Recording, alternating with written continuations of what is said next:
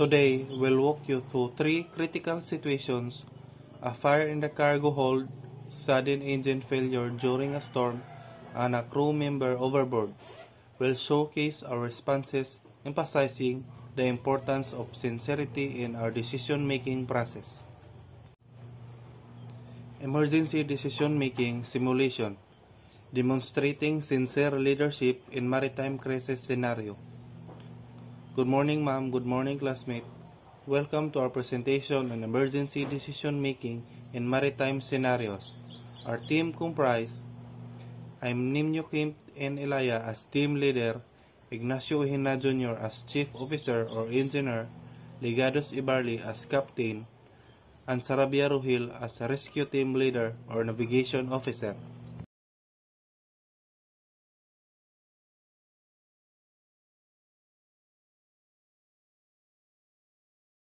Captain, this is Chief Ohina. I have detected in the cargo hold number 3.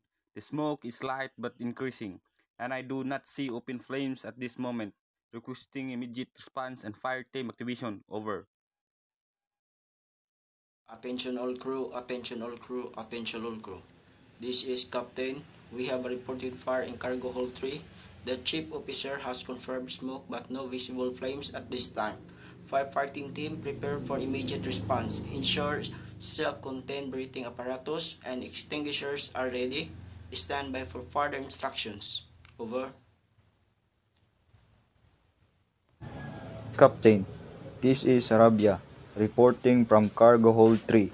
The firefighting team has arrived at the scene and we are fully equipped. We have confirmed that the presence of thick smoke but no visible flames at this moment.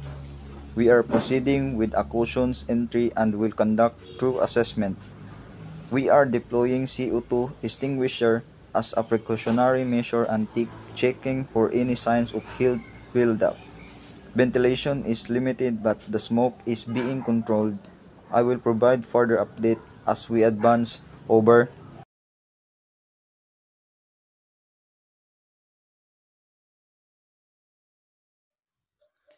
Captain, I need to report a critical situation regarding our main engine.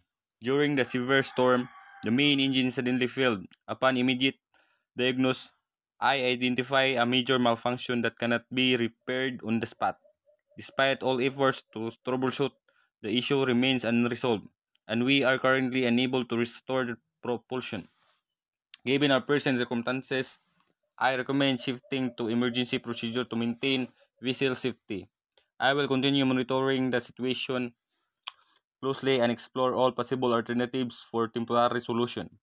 Necessary contingency measure or requesting external assistance if required.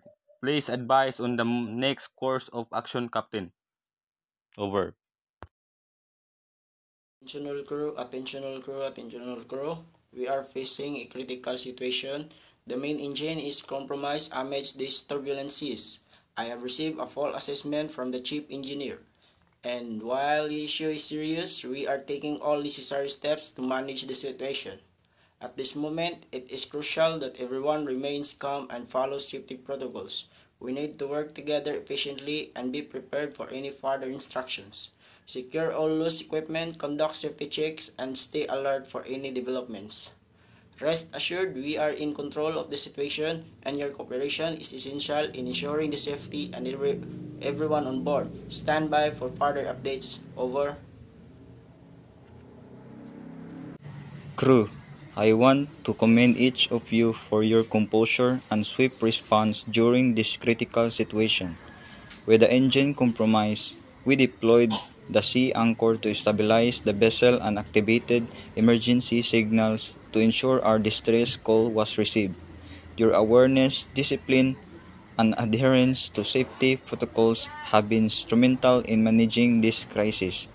Assistance is now on the way, and I urge everyone to remain vigilant and continue following instructions. This situation has tested our resilience, but throughout teamwork and clear communication, we have maintained control. Let's stay focused and prepared as we await further support. Well done, everyone.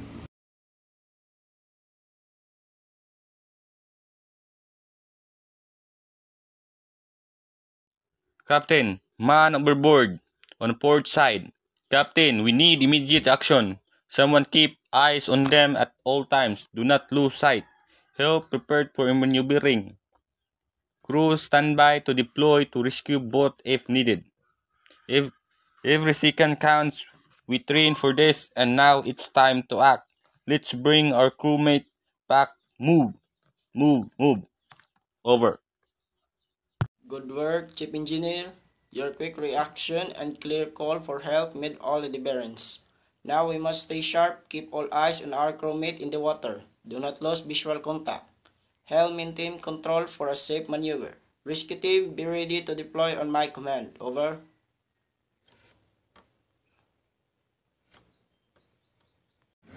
Rescue team, stay focused. We have one in the water. Every second counts. Lowering the boat steady. Keep your eyes on the crew member. Do not lose sight. Helm adjust course for a safe approach. Deck crew, be ready to assist on retrieval. Crewmate, in sight. We're closing in. Hold on. We're almost there. Lifeline secured. Pull them in carefully. Check for responsiveness. Are they conscious? We've got them. Prepare for immediate medical assessment. Captain, we have the crew member on board. Safe and secured, returning now. Great work. Team, let's get them back safely, full speed to the ship. In each scenario, sincerity was the cornerstone of our crisis response. Honest and transparent communication fostered trust, facilitated swift decision-making, and ensured cohesive teamwork. Upholding sincerity not only aligns with maritime ethical standards but also enhances the safety and efficiency of operations at sea. Thank you for watching our simulation. Through these scenarios, we've demonstrated that sincerity in communication and action is vital in effective managing maritime emergencies. We encourage all maritime professionals to embody sincere leadership in their daily operations.